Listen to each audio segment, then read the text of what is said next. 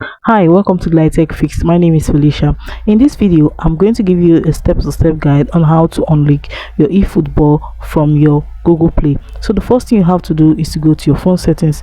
So right here, you scroll to the very end and click on Google. So from here, you click on All Service. Scroll gently, you're going to see the option called Play Games. Click on it. So from right here, you're going to see the list of games that you have that are connected to your Google. You just have to click on the privacy and settings option here. Scroll to the very end, you're going to see the option that says delete profile and game data.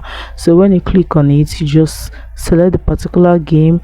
If you want to delete it permanently, you click on the delete permanent option. If you want to delete individual game data, you just click on the particular game data you want to delete from here and delete it. So guys, that is it on how to unlink your eFootball game from your Google Play. If this video was helpful, please do well to follow Glide Tech Fix for more phone tricks that make money. Thanks for watching.